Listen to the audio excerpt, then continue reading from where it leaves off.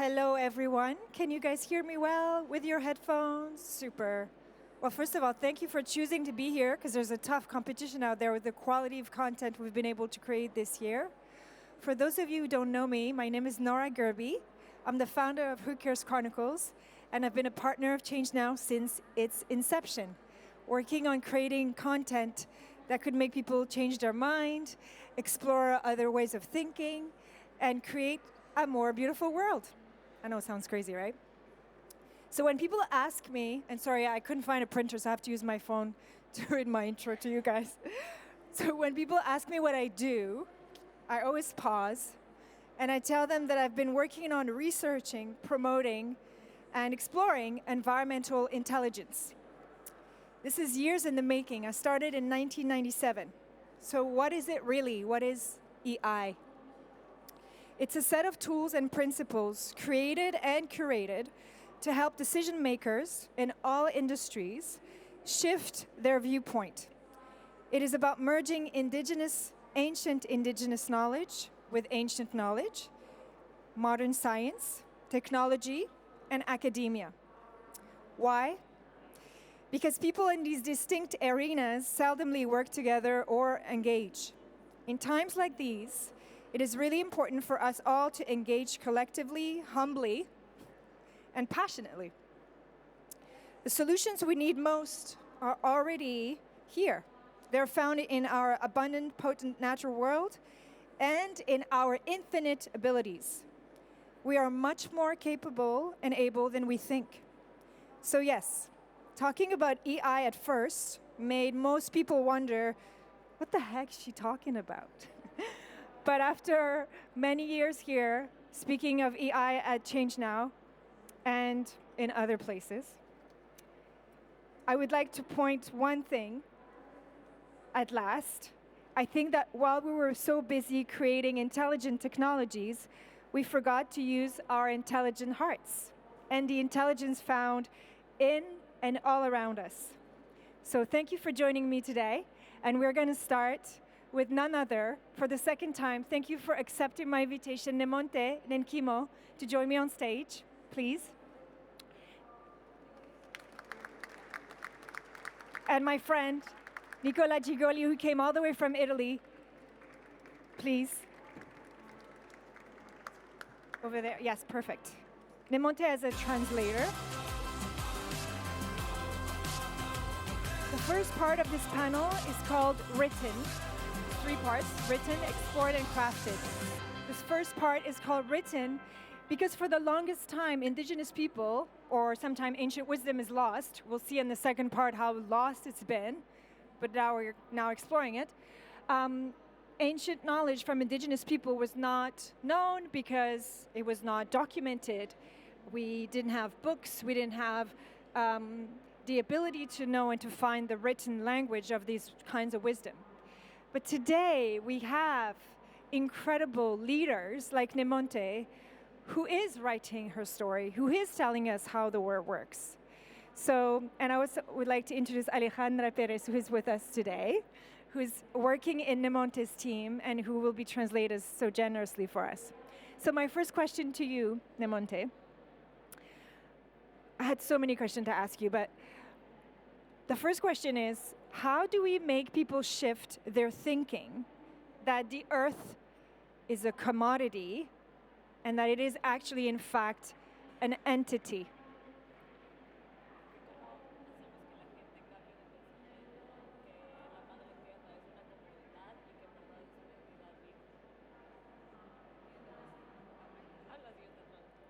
Bueno.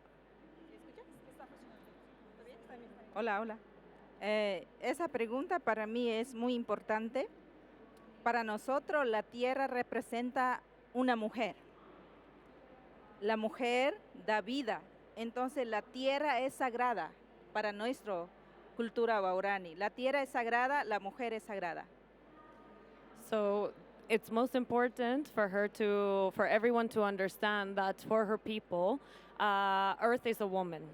And Earth is sacred. So it's not an entity. Earth is sacred and she is a woman and it is a sacred being. Pero para nosotros la tierra nos da vida, alimento, agua, todo. Entonces nosotros cuidamos como pueblos indígenas bien a la tierra. La tierra no está esperando que maltratemos. La tierra está esperando que demos amor, paciencia, la belleza de la tierra. Todo eso es una femenina. Entonces nuestra cultura, la mujer también es una mujer sagrada. Entonces nosotros desde muchos años tenemos conexión con la tierra, amor con la tierra. Por eso tratamos que ella nos da vida para el mundo y para nuestros seres vivos, para el futuro. Entonces nosotros siempre estamos conectadas con ella, no estamos desconectados. So it's important to understand that the earth gives us food, it gives us water, it gives us life. And earth is not just patiently waiting by to be saved. It's asking for patience, it's asking for love, it's asking for treatment, it's asking for care from its people because it's something that's keeping us alive. So earth is not just waiting and demanding necessarily for us to make interventions, but it's asking for something much more simpler, which is exactly that, to be taken care of, to be loved back, to be cared for, and that's the beauty behind the feminine spirit of what Mother Earth actually is telling you and what it stands for. Nicola, who is also here, is a farmer from Italy. He does really unconventional farming. And the reason he's part of this written part is because he and I are working on a joint project, who is so generously agreed to be part of. And my question to you, as you and I have been exchanging quite a bit over the past few weeks and months, is how do you, as a person working with the soil, with land, water, birds, animals, I visited his farm and was blown away. How do you, well, my question to you is, you know that actually the earth is an entity and not a commodity, but how did you come to find out about this as a farmer? Well, thank you. First of all, thank you, Nora, for the introduction, because I had the honor to be asked by Nora to contribute to her project, not the other way around. But yeah, when I was very young, I would say probably 6 or 7, before I became a sustainability consultant and then a farmer, I spent my youth with this very old man, Renato, in the countryside, who kept telling me these words, which were, the soil is low, the soil is low. And we kept thinking that it was simply because being a farmer, you've got to squat literally thousands of times a day, and it's a heavy job because the soil is low. What we came to realize, becoming farmers with a different kind of approach, is that the meaning of that sentence that all the old people kept repeating is that you have to lower down yourself to listen to the soil. And in fact, when you start doing that, you realize how, not only how important it is, but the soil is not what sustains us. We are made of soil. Human and humus, soil, the Latin word, have the same roots. We are actually soil being. If you think about it, culture comes from culture. You know, all our culture comes from the soil. We are made of the same thing. So if we start respecting the soil, means respecting us. And through the fantastic experience of having a kind of a private workshop on your book, we spoke about a lot of these different things. Principles, and, yes, yeah, all these principles. and I'm sure we're going to go more in depth into them. For sure. One of the principles that we have is the personification, yes, of the earth, but it's also connecting with the other live beings that surround us. It could be birds, it could be snails, it could be some ants. I've been having incredible relationships with ants lately. Literally, I'm not crazy. My question to you for this, Nemonte, as we were preparing, is who is your homie? Who's your really close friend in nature that has taught you the most?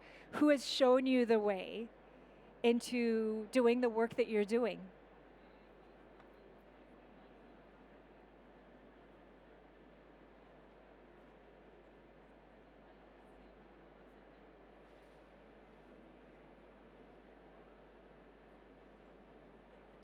El animal más cercano para mí es el jaguar, para nosotros, porque nuestros ancestros tenían comunicación con jaguar, porque jaguar venía a comunicar el peligro, cómo cuidar a su familia, cómo cuidar al territorio, cómo estar conectado con la tierra. Entonces, mi favorito, que siempre en el trabajo, en la comunidad o fuera, ha sido el espíritu del jaguar. Para nosotros el espíritu del jaguar es como Dios, un dios o diosas. Entonces, y también otras plantas medicinales también siempre ha sido acompañado. Para nosotros no solamente especifica animal como mirada del mundo de afuera, es animal pequeño, diferente. No, para nosotros es todos los seres vivos, desde pequeña y hasta invisible. Estamos conectados. So the being that is closest to Nemonte and has always been closest to Nemonte and all of her people is the jaguar. The jaguar has been guiding Nemonte and her people for many, many centuries. For Nemonte's people, the jaguar is a god. The jaguar is literally a god that has been guiding them for endless centuries, that has provided her spiritual guidance in many ways, but her people as well, in accompaniment of accompanying constantly what they should be doing, how they should be doing it. And this is because her people have always transformed whenever they pass into jaguars. So the jaguar is able to connect and visit and be a being, but the point that she wants to make is that the jaguar is not a being, it's a deity for them. It is a deity for them that has been visiting to let them know what it is that they are supposed to be doing, how they're supposed to be doing it, and why they should be doing it. So that has been let's say, the closest buddy. Further than that, she wanted to ensure that it's also about plants and plant medicine that has guided her. And it's various plants and different medicines that the plants have provided that have always provided her guidance as well in her journey at this stage.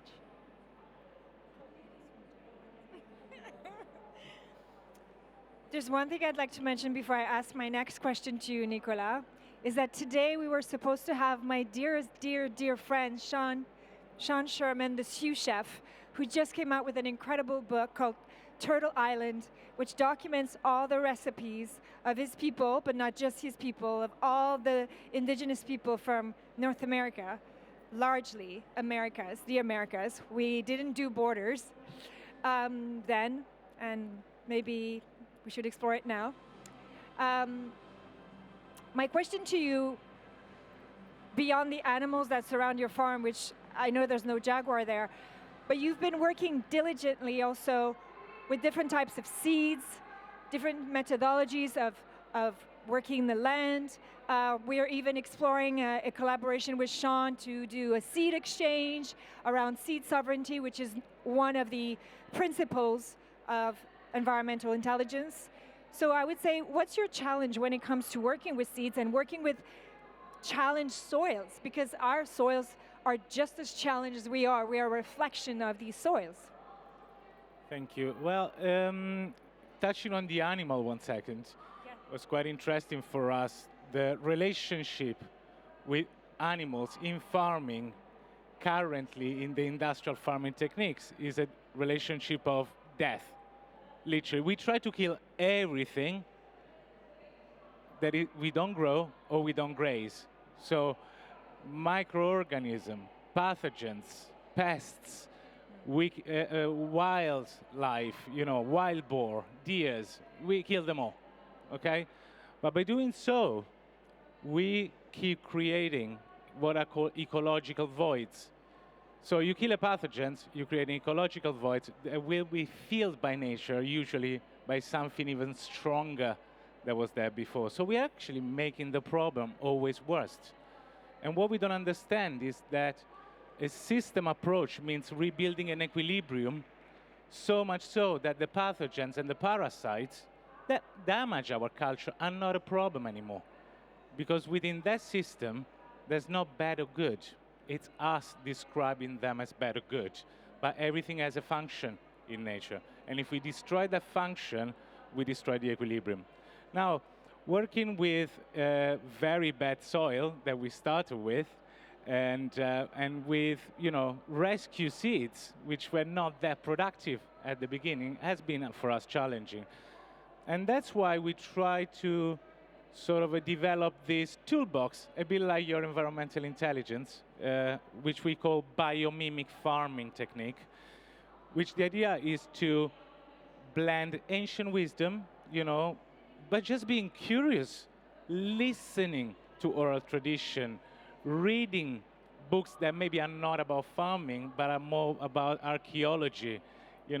When we found out the characteristic of terra petra in the Amazons, and we realized that they were using what today we call biochar, and we think is very innovative. Actually, it was used 4,000 years ago in the Amazon, by the Amazon tribe to make your soil more fertile. But we also blend quantum mechanics, frequencies, vibrations, effective microorganism technology coming from Japan. So we try to develop this dynamic and ever-evolving toolbox that allows you to fast-track both the regeneration of the soil, but with an entire ecosystem approach, which consider trees, pathogens, pests, wildlife, everything together. And by doing so, we have demonstrated in just a space of 3 years that we started this approach, we are achieving results that were thought impossible.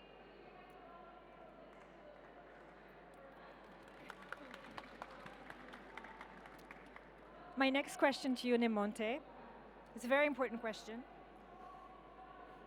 What does it feel like to live in a territory that is one of the most vital organs of our Earth?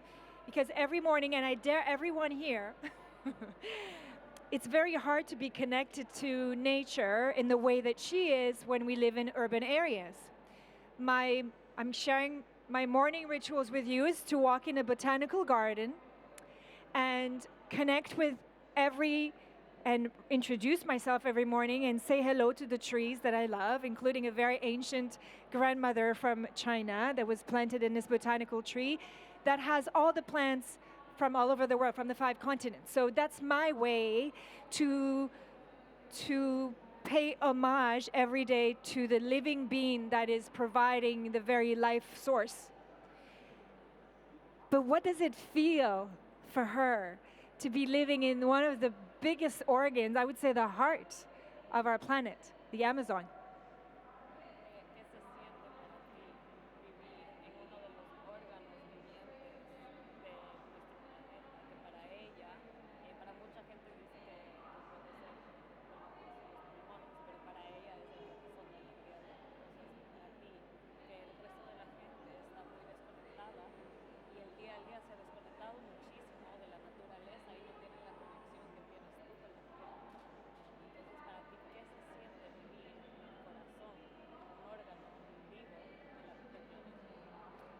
Yo siento viviendo dentro de mi selva donde hay una diversidad muchísimo. Yo vengo como una diversidad 1 millón de hectáreas en mi territorio y mi pueblo solo son 4,000.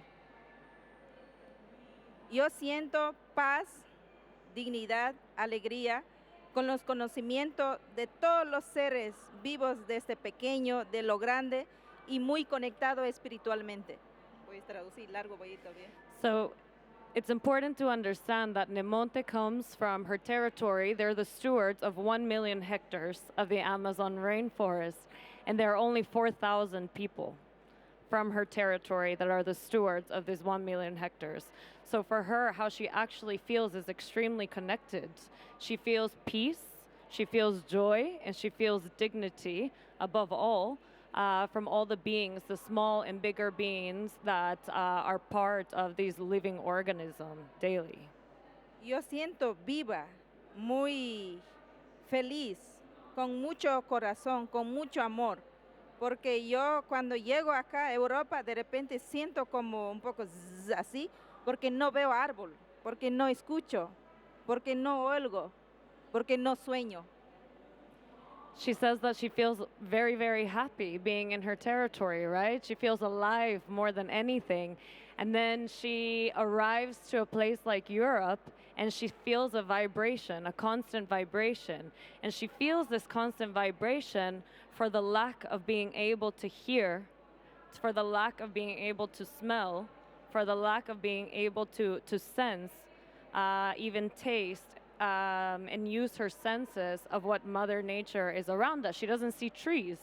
So all she feels is a vibration constantly of this lack of nature around her when she travels. Y el último palabra para dejar, yo lo que tengo miedo es si el bosque ahora es una amenaza grande de ese sistema que ahora estamos viviendo, desde Europa, desde Estados Unidos. Es gran problema. Si entra en mi territorio a destruir petrolera, minería, deforestación, o sea, todos vamos a morir. No va a haber un planeta del pulmón que hablamos, de corazón, de lo que respiramos. Eso es lo que me da miedo y por eso desde muy lejos estoy aquí para dar ese mensaje, porque todos humanos necesitamos vivir. Ahora este sistema no está pensando en el futuro, es destruir, acabar, exterminar y seremos un animal que morimos seco sin conectar. Eso me preocupa bastante para el futuro. At the same time, to all these beautiful feelings that she feels, she's also very, very afraid. She's very scared. And she's very scared because she's well aware that she's in a territory that's under threat. That is under threat due to the way of life and the style of life of extractivism, of deforestation, of mining, of extracting petroleum, that is coming to her territory. She's well aware that the style of life that we have developed, that we are currently living in, is inching closer to her territory, and she feels fear that it's going to destroy it because of our style of life and our way of life in the global north and in Western society. She's well aware that if that were to happen, or when that happens, it will kill us all. We will all be killed. It's not just that her territory will die, but it is actually that all of us will die as a species if we allow this to happen. That's why I highly recommend you all read the book. This is not a commercial. This is an act of love, because I love Nemonte. And I'd like to say that it is an act of love to write such a book. And it's also an act of love for the Amazon, but it's also an act of love for humanity that you have accepted to travel the world and speak about and defend and be an ambassador for a being that cannot speak. Well, it does speak, but we just don't have, not most people don't have the language. And that's why you and I are working at making sure that people can find the cues in nature that can make them understand that. Maybe you can tell her that. Yeah. It's also important because Nemonte did name that, that's why she's here. That's important to understand where she comes from, guys, right? So it's very important for the audience to understand from how far away she's coming from. And she said that, I'm here from so far away to bring knowledge more than anything of what's happening.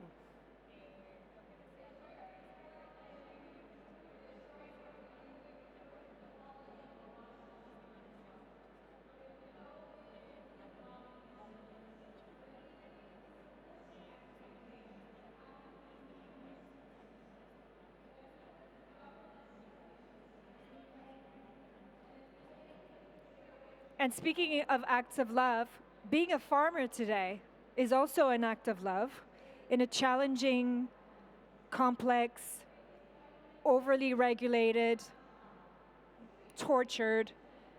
I could go on like this. I'm vicious like that.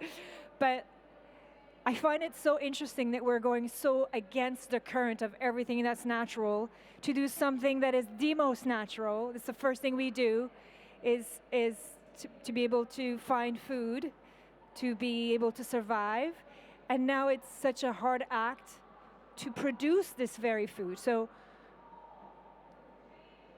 how it is for you as a farmer to maintain environmental intelligence on a daily basis while you're going against the current of all these regulations and ruling that are literally, like you said, killing our food sources. Well, let's start from one of the biggest misconceptions that we keep hearing everywhere in the world, which we need to farm like this because we've always done like this and it works, which is one of the biggest fake news ever. We have only done like this for the last 80, 90 years. Before, we were farming naturally, sustainably, and that way of farming is actually ingrained in our DNA. So we not only by farming in an industrial way, we are destroying the planet, but we are destroying an actually very aspirational job, which is the job of the farmer, which is now an awful job to take. So we're also working a lot on trying to provide, full-term, well-paid jobs to our team. But, you mentioned love, and that's probably what drives us every morning. A little anecdote. My mom has always been what we call a green thumb. She was always great at gardening since I was young. And she kept telling me that the reason that all the plants were growing really lush and productive was because she talked to them and she loved them. And when I was young, I thought, yeah, Mom, right. Yeah, haha. Like considering that as a witchery. We actually today know, thanks to science, quantum mechanics, that when we love something with intention, we become an emitter of a very specific frequency, which is 582 Hertz. The recipient of that frequency, we know, thanks to science, that automatically synchronize and vibrate at the same frequency. And the end result? The plants grow stronger, more productive, and more nutritious. So what if we start learning how we can apply this theory of frequencies and vibration, intentionally bombarding in a way, not with weapons, but with love, with gratitude, with passion. The things we grow, terms are very important. We don't produce food, we grow food. And growing is an act of care. Producing is an industrialized act of extracting value. So that's what drives me every morning, love. There's no better way to end this first part. Le queremos mucho, Nemonte. Muchas gracias por venir hoy. Thank you so much for coming today. And we're going to continue on.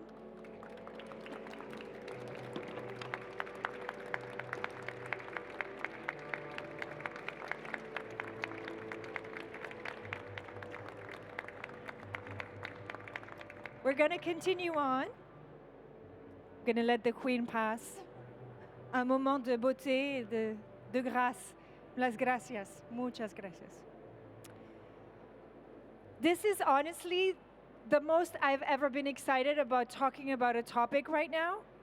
The next segment has been Antikythera. Yanis, will you please join me? Efthymios. Yanis. Right here, beside me. Right here, right here, right here. Efthymios in the middle, please. That way I keep my order of thoughts. And last but not least, how it all started with Thomas.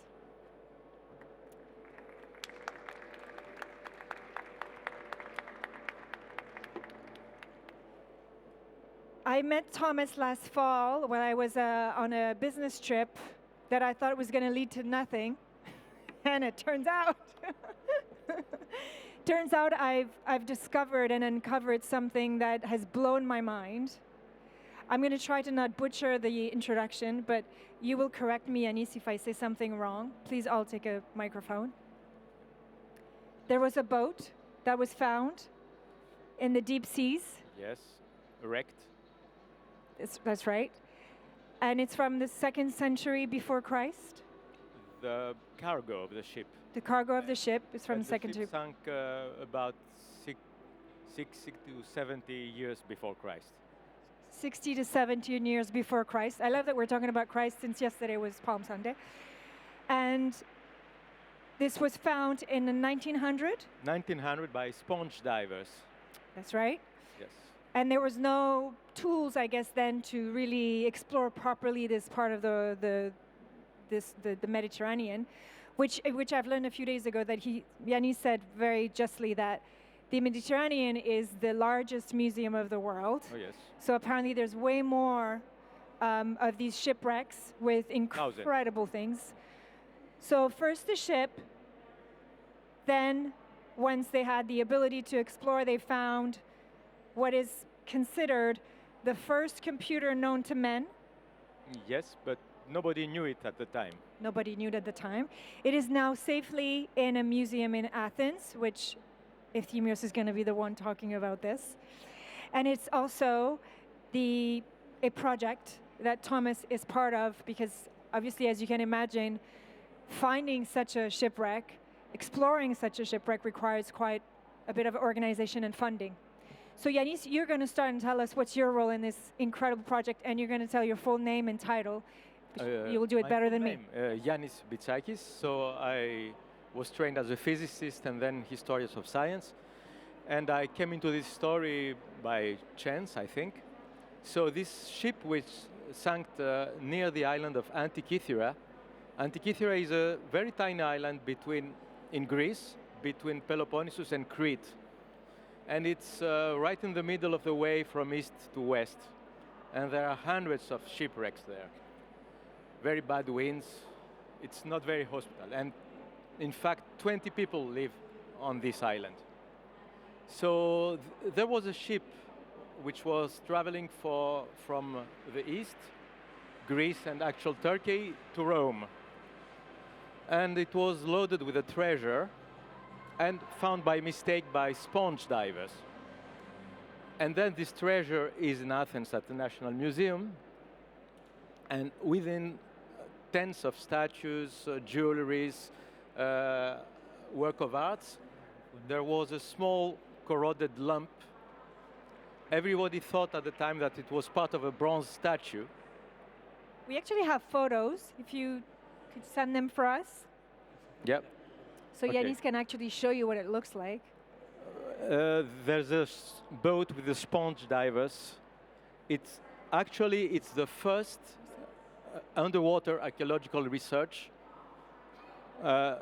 Underwater archaeology was born in 1900 in Antikythera. And then at the same... That's the device. Yes. Okay. So it's about this size. And when it was in one piece, it was like a small shoebox. And do you want me to tell you what it did? Of course. Okay. So it was not a statue.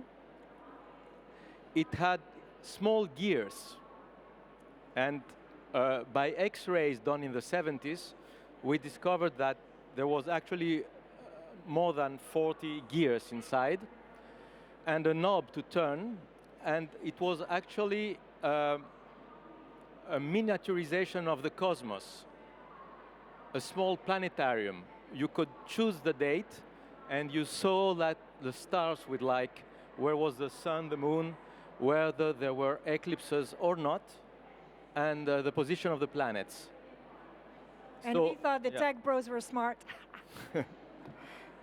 Sorry, I had to. Yeah. So please, you need also to tell us what you keep on finding, because this was like the tip of an iceberg. Yes, so the device was discovered within the museum, actually, in 1902, and since then, hundreds of years in research to know what it was exactly, and then people are still diving on the site because there are still objects from the ship, and we need to reconstruct the whole story. Where the ship came from, what was there, who was the client, maybe, because it was a merchant ship. And this is why the famous explorer Jacques-Yves Cousteau went there in 1976. And from 2012, there's more divers. But Thomas will tell us about this. Yes, and my joke about the tech bros is intentional.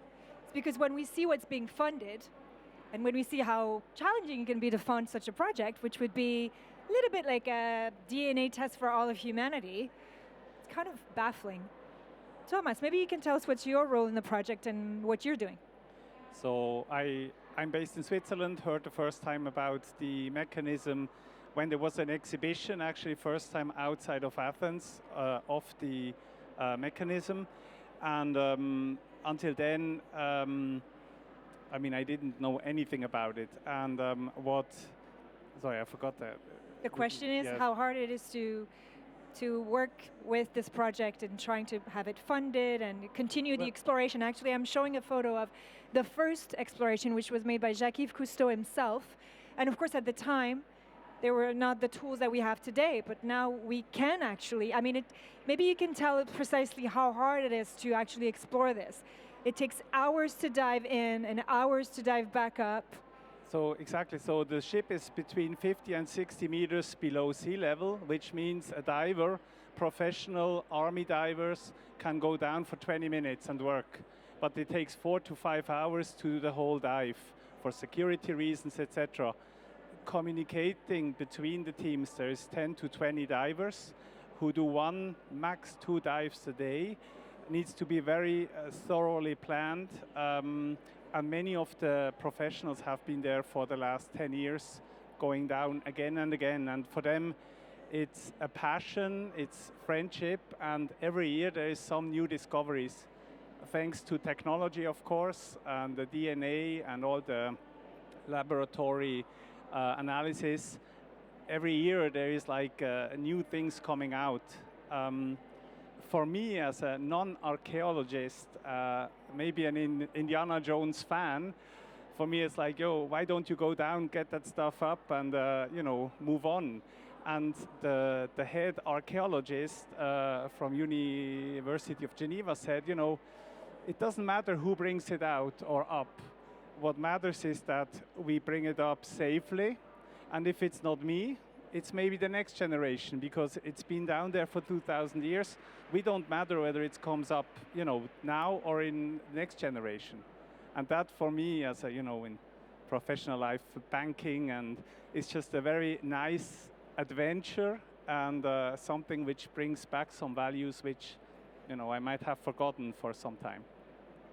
Which brings me to my next question to you, Efthymios, because you are basically guarding the the device in Athens, and it is one of the most protected artifacts, if I understand well, if not the most protected ever. Maybe you can tell us more about your role in the project. Thank you, Nora. Yes, of course, this mechanism is very fragile. Now we have 82 fragments, two small fragments of this device. So it cannot be moved outside the Museum of Athens.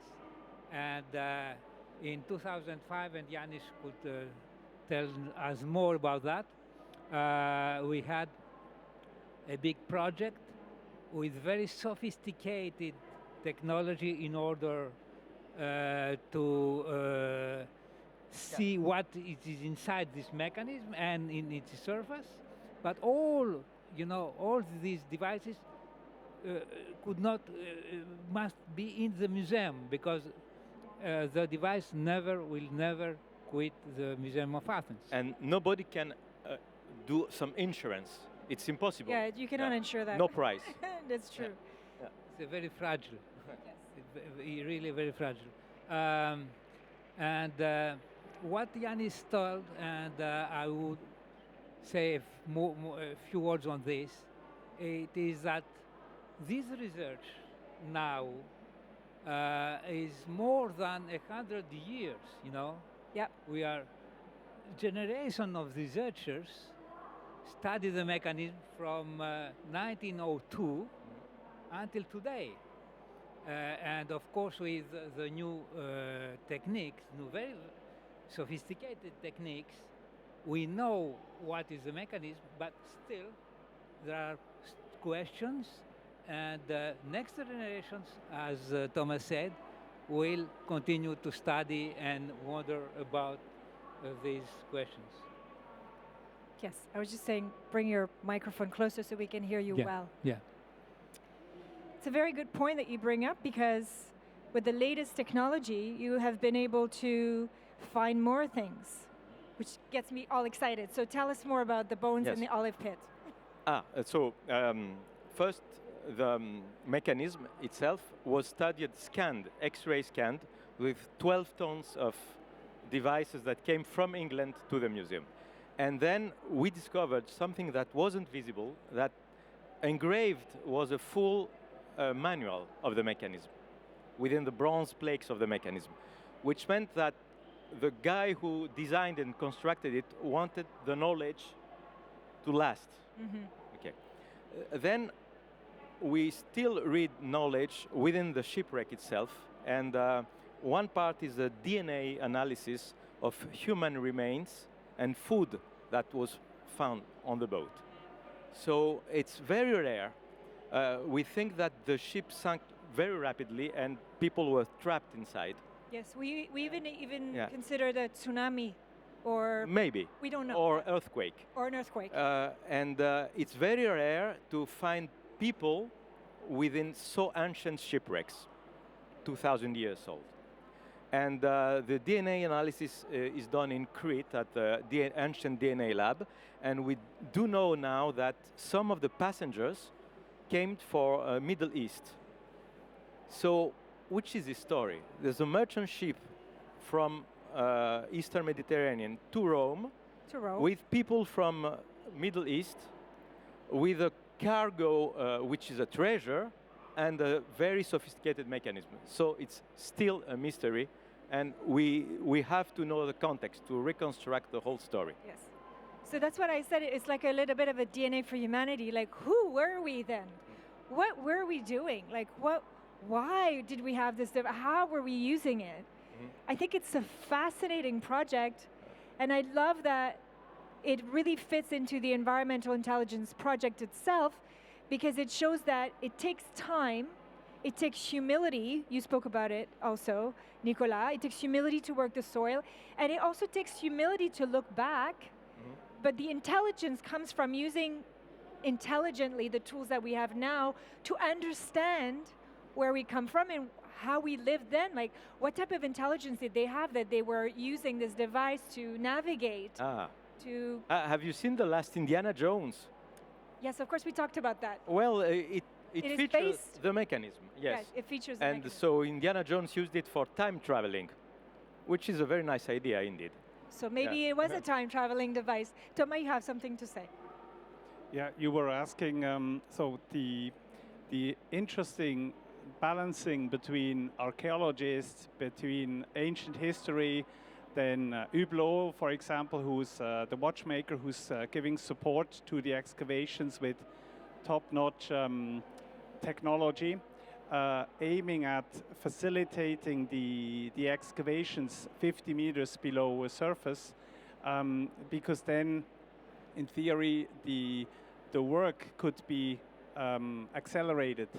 If we remember from Nimoni's 1 million hectares, so the 25 people on site for 3 weeks, they work on maybe not even 10 square meters. So it's incredibly contrasting to the technology we have today. You know, finding out everything, going hundreds of years ahead, but it's actually as interesting and challenging to go back a few years. And I think that contradiction or range of challenges is makes it for me quite interesting. I'm going to go back to you, Efthymios, because you've worked on other projects, I'm assuming. But do you agree that this is quite extraordinary? Yes, I think everyone who works on the mechanism, he's really fond of it. But I would like to tell something about humility and about knowledge that have been lost. This mechanism was made about, we do not know exactly, but about 100 years before our era, okay? About 500, a Roman scholar called Cassiodorus who was the secretary of the second barbarian king of Rome, wrote that ancient engineers, they made marvelous things. But the most marvelous thing they made, it was to close the entire world in a box. And we know now that one of these boxes was the Antikythera mechanism. But after that, for example, the time of Cassiodorus, about 500, in this time, this kind of knowledge was already lost. And the next mechanism compared with this one was made during the 14th century, and in the 15th century you have the marvelous astronomical clocks. So more than a millennium, you have a technology, you have a knowledge, you have a traditional knowledge that have been completely lost. And this is, I think, a lesson to learn from today, that technology can be, destroyed, and we must have a humility about history and go back to learn from the ancients. Thank you so much for saying that. You're preaching to the choir. Thank you so much, Efthymios, for being here all the way from Greece. There's one thing that keeps tormenting me about our recent conversation. So they found an olive pit, and they're analyzing the olive pit. Tell us about that. But can you tell how excited I am about this? analyzing the olive pit means that maybe we will know where was the olive tree From. yes. Then maybe Nicola can help with that too after. So we will know where it, so most likely they ate locally. Yeah, or they crossed an island and they grabbed stopped some olives. on a way, Yes. on a pit stop, they just picked up some olives. Mm. And there's also the bones. The bones, yes. The bones will give us a lot of information Yes, as well. bones and teeth. And teeth. Yeah. And also the shipwreck itself, the wood. You're going to be able to analyze the wood. Of course. We now know that the wood from which the boat was made of was cut in 235 BC. Okay. Yeah, So- and we're probably going to find where was this tree also, in which region. Which region of the world? Yes. So you guys all have to stay tuned and follow the project. But I have one last question for all three of you, and you can all answer very quickly. We'll start with you, Thomas. What is the biggest thing that you've learned in this project? And I'll say mine too. Patience, trying to understand together with all the different dimensions of experts. I would say that's it. And the mystery. I feel a bit like Indiana Jones, but I'm more patient than he is. Efthymios. Yes, the same thing, but also collaboration, because in order to study such an object, you must collaborate with people from different, specialities, and to learn from them, and also to never be sure about your ideas. Yeah, same thing, of course, but also a magic connection with our ancestors. Yes. Yeah. Yes. When you read for the first time a engraved text which came out of the water and was lost for 2,000 years, it's something absolutely. Something else. Yes. And you work on so many other things too, on the scriptures we talked about. You've become my best friend. I'm such a nerd, but what I've learned is that the impermanence, we think we're here, we're doing all of this, and we live so much within our own circle, right? And we think we're building something, but I really truly believe that collective legacy is the only legacy we have. So that we are together hearing and talking about something that is far beyond our timelines is fascinating. And I just would love for you to come back in a few years and say, actually, it is a time travel machine. Maybe it is. But, Yes, I think the humility of knowing that whatever we're working on is only a small part of a much larger collective project. Yep. And that's what we're trying to do at Change Now, to be part of a much larger project. Thank you so, so, so much. Thank you, for being here thank you, today. Nora. Thank you Thanks very so much. Thank you. Thanks to you and the cosmos who brought us here. Yeah, the cosmos definitely brought us together. Yeah. And Thank it's you. not Thank done. you all. Thank you so much. If you guys want to know more about it, there's all the information on the profiles of the speakers on the website. And now, thank you again, you guys. Thank you.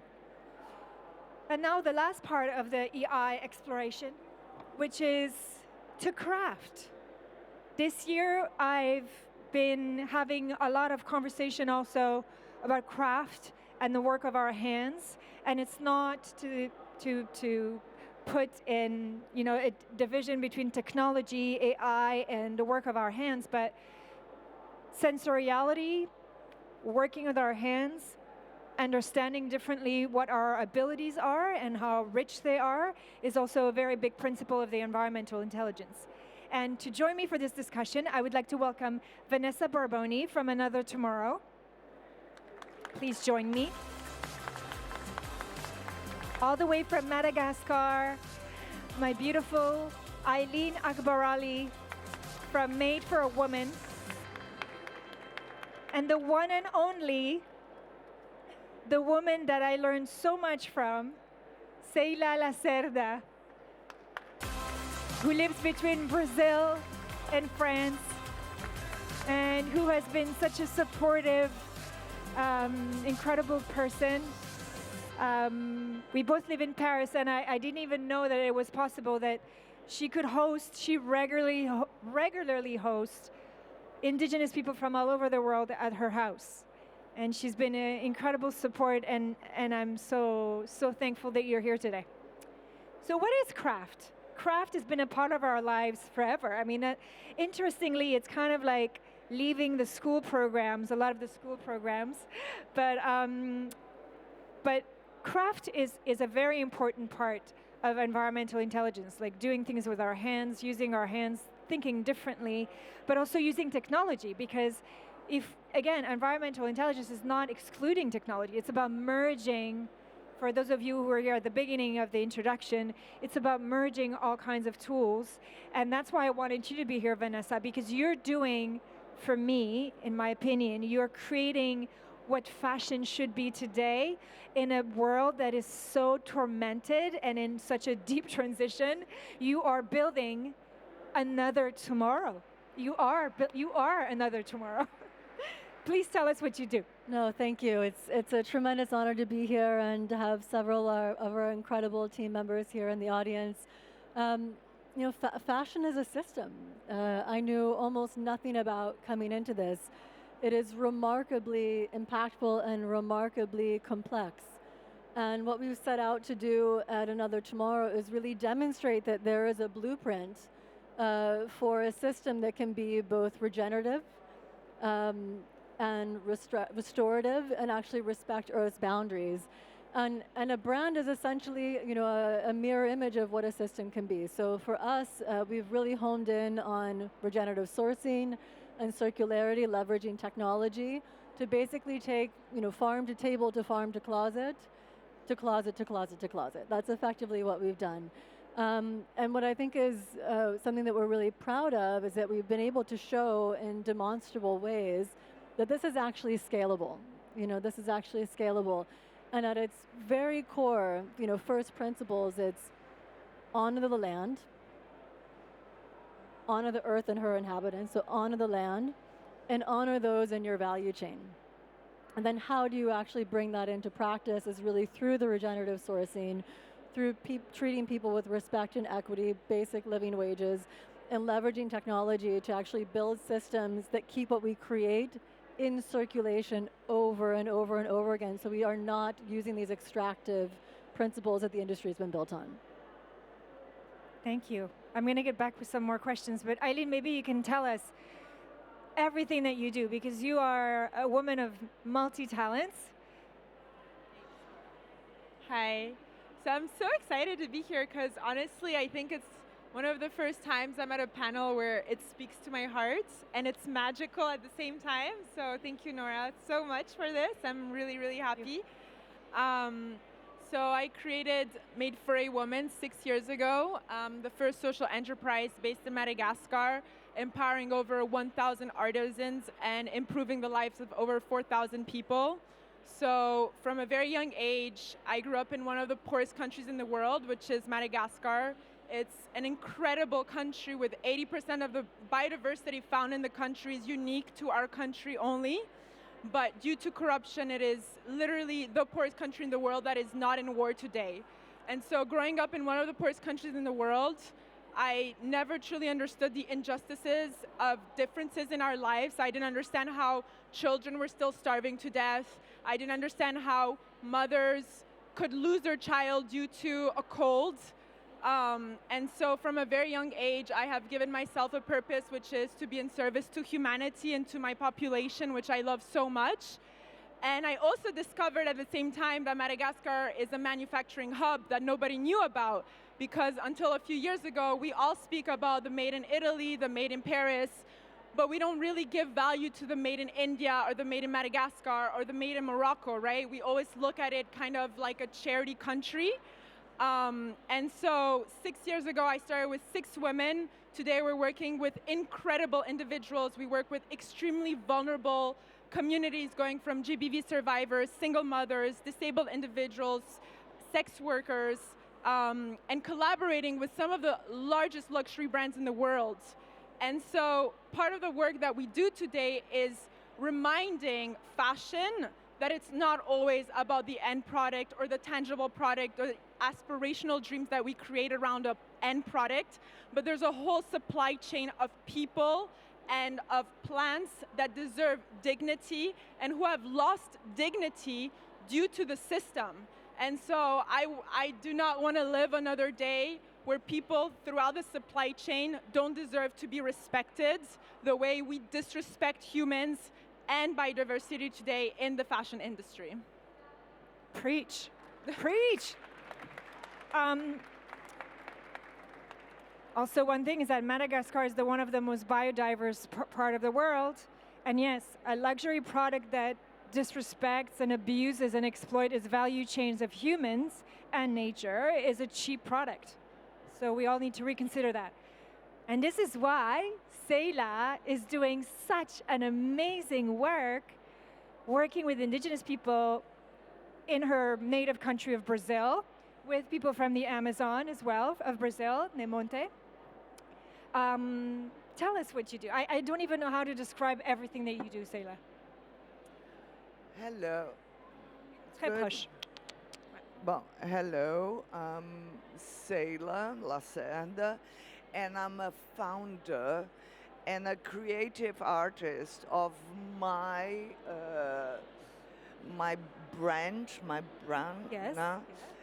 that is Ceyla Lacerda Maison. My work. Why do I do this work? It's because the idea of living in a technology and knowledge country that it's in France, and I wanted to bring all the art and the millennium art of my country and bring it together to this technology of Très proche. I'm nervous, I'm Brazilian, I'm speaking English, and I was talking French up to now. Sorry. And I love you for it. And I love you for it. So, and I'm very nervous. I don't talk in public, okay? You're amongst friends. And I Ceyla. brought my paper, and I'm not even looking at it. No, I'm nervous. Just tell us about. So what do I do? The idea, it came from here to use and my knowledge and go and in a way do a collaboration with the Indigenous in Brazil. The only way that I could do it is through my knitting company that I have in São Paulo. And what do I wanted to do? I wanted to get the symbols, the importance of the culture of all these women. So I took the symbols, I transformed them in throws, whatever, Blankets, blankets, you know. And like this, I could tell the meaning of those symbols to all the people that didn't know this enormous and beautiful culture that we have with all the indigenous. And the respect, and for me it's an honor to do it. And I started in São Paulo because in São Paulo we have the Guaranis, that it's a group, it's an ethnicity. Yes. That it's in all the board of Brazil. And I started there with I went to see in a community the shaman and the chief, and they accept to give to me the symbols, and I like this, I transform that. All the symbols have the history, the meaning, and like this, I can show them work to all the rest of the world. Starting here in France, in French, not in English, you know, I started here. But anyway, like this, I can give to them a percentage of everything that I sell. I can give to them, where am I? My papers. No. So I give to them the financial autonomy, a sustainable income, and the appreciation from everybody that have those. And it's an honor for me to do this. Thank you, Ceyla. Thank you. Perfect. You're good, Ceyla. You're good. You got this. I'm going to come back to you. But Vanessa, what has been the biggest challenge for you? Because you went from, you had a 360 exploration turnaround that you decided to do something entirely different from the world that you came from, which is leverage because it does help you. You understood what was wrong. It's like going to the mechanic. You looked at the hood, under the hood, and you're like, okay, this is not what I'm supposed to do, but I'm going to use the mechanism, the knowledge, to do something better. You know, I think in the early days, a lot of the feedback that we got was, you're doing too much. You know, so my original background was in finance. I spent 15 years in emerging markets at Morgan Stanley, and I got to see the world and understand how it worked as a system, and fashion is a system. And so in the early days, I got a lot of feedback saying, you know, you should only focus on the environment, or you should only focus on living wages. But that doesn't work that way. You know, those are you know, point solutions. And so we really had to build a model that was fundamentally comprehensive. And really, I stuck to my guns on that. And I'm so glad that I did, because we see that that's actually what works, and it's what reduces risk in the system. And a lot of the risk in the system is what creates all of the negative externalities. And, you know, a couple of really proof points that we're so proud of.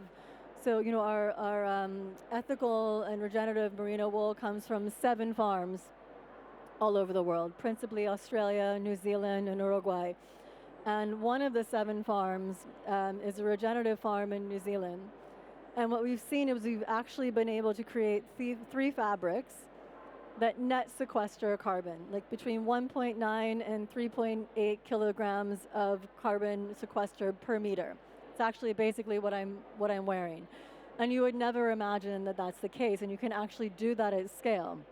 But in addition to the carbon footprint, we've seen a massive change in the biodiversity of the land. They've planted 27,000 trees, which is quite remarkable. And you've seen a huge change actually in the way that the animals interact with the land, and even in the health of the animals in the wool. So you see that animals know how to self-medicate. You know, then if you have a biodiverse pasture, they actually find the things that they need to eat. You see that their intestinal health is much better, their overall joy is much higher, and the quality of the wool improves. And so we've actually seen that these regenerative systems lead to measurable positive outcomes, lead to measurable positive health of the land and the animals, and that you can truly do this at scale. And so that's just one example of a solution that we've been able to architect through this kind of more holistic approach. Because the way that I see your work and why I wanted you to be part of this is that you are crafting items using nature, animal well-being, like working really with the systems versus against it. And it takes time, it takes observation, it takes collaboration, it takes a coalition. You have people on your boards that are all involved in some way in this part of collaboration and collective thinking. So, and that has been easy to build? No, it's definitely not been. That's why I'm asking the question. No, it hasn't been easy, but you build the foundations first, and that's really what we did, is we built the foundations first. So at the outset, really what exists today, the seeds were planted at the very beginning, literally and figuratively, 6 to 8 years ago. So these, farm to closet supply chains, our core supply chains, we put into place at the very, very beginning, and we thought through where the bottlenecks could be. The digitalization that we've employed, so the digital product passports, the 1.0 version we put in place before we launched. So we really built the scaffolding first, kind of painstakingly, and that really allowed us to build and build and build on top of it and show that this actually does scale. Because I think one of the biggest challenges that innovators get is like, oh, that's cute, that works only in a very, very specific niche way. And we really had to prove, no, like we can transform the overall system by building infrastructure first. With it. Eileen, while you and I have been exchanging quite a bit, because that's the heart of what the Environmental Intelligence Project is. So it's principles, a training, but it's also a project. And the project is about merging people, like-minded people, working together with those same principles, like Nicola, like Yanis, like Thomas and Efthymios, and obviously you here, and Nemonte with the work that she's doing. It's about that mindset shift, that shift of mindset that is so hard to create. When we talk about craft, I'm sure a lot of people think two things: school, school, like children doing craft, and craft projects for fun, and maybe a little bit like a woman's activity. I think this idea is so dated, and I think craft, and I'm willing to take the bet here under this beautifully crafted space, that craft is going to be the biggest industry, the biggest movement, the biggest need, and the thing that's going to bring us the most joy. And what I wanted to ask you is that you spoke of poverty and, what are considered charity countries. We both come from post-colonial Africa, very proud of it, of being African, I'd like to mention.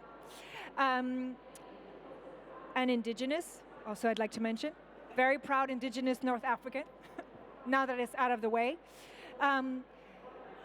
My question to you is, you spoke of poverty, and meanwhile, you kind of you excavated the gold that's in the hands of the people that you work with. So maybe you can tell us, how has it been a challenge, and why is it so important, and how did you do it? Because did you have to convince them and tell them that they have gold in their hands? Yeah, that's not easy. When I started 6 years ago, the women that I worked with had no trust in me. They had completely lost trust in anyone who was coming to them asking to work with them, because it wasn't respected. And if you think about it, it is still not respected, right? I think today the concept of craft is trendy, but people still don't understand the essence of it, and that's because there is so much separation throughout the supply chain. Nothing is truly connected. And then there's people like Vanessa who are truly working on that, and what we're sort of trying to do also in Madagascar, but it's still the beginning. And so we're all passive consumers today, whether it's us or even people working in these big luxury brands. And so, you know, I find it so stupid sometimes because people come up to me and they say, oh, but how have you been able to collaborate with some of these luxury brands? You've only existed for 6 years. And I'm just like, I don't know. I just really care about the people that I work with. And I feel like it's a complicated concept. Sometimes people are like, what is your business plan? What is your strategy? What have you been able to put in place that is so different? And I'm just like, I look at somebody else and I look at them as if they're just me. I feel their feelings the way they're mine. And that is the point of life, I think, right? Is to be able to look at somebody else and not judge them according to what color they are, how much money they have, what they look like. That stuff doesn't matter. And so when you overcome that superficial idea of how we present ourselves to the world as actors, and you go deep down to understanding people, as humanity, you start understanding that we all care about the same things. We all just want to have love.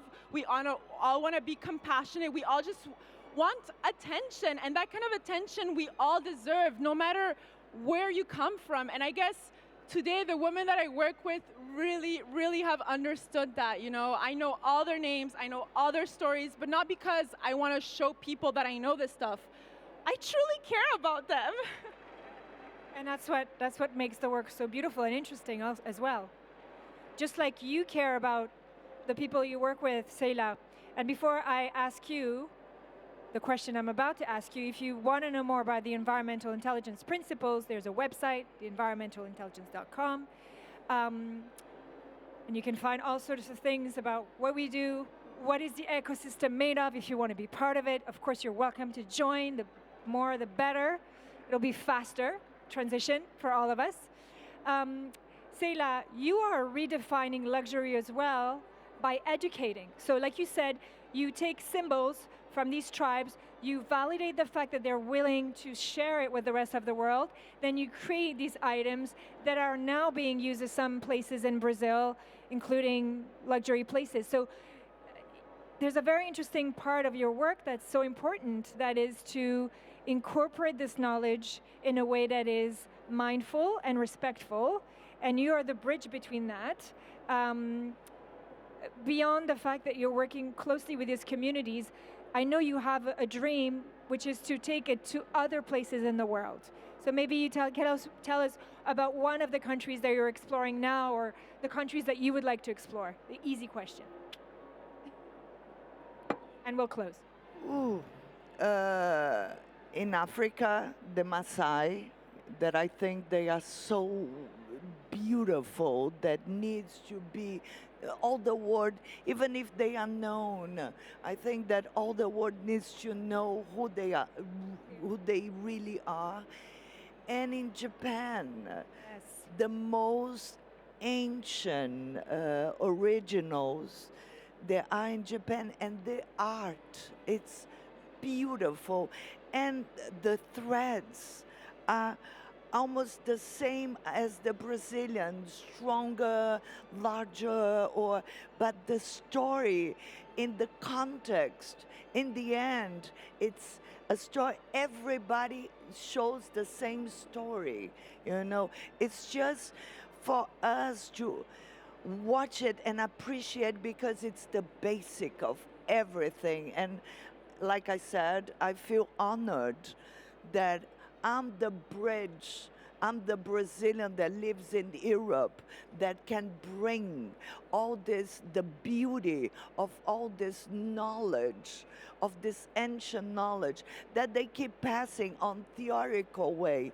That's why in my little word, in my knitting word, that's the way that I can show to everybody. You go from theory, from symbol to practice, and tangible items.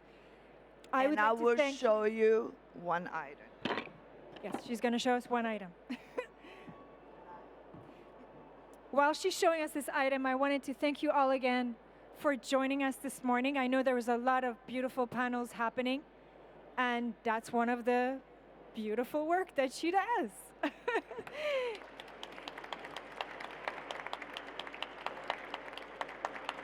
what does the symbol mean? The eyes of the owl. The eyes of the owl. Okay, I knew the eyes of the tiger, but I didn't know that one. And with this, I would like to close this panel. Thank you so much again for coming. Again, if you want to know more about the environmental intelligence, you can find out on our website, theenvironmentalintelligence.com. Thank you. I'll see you guys later.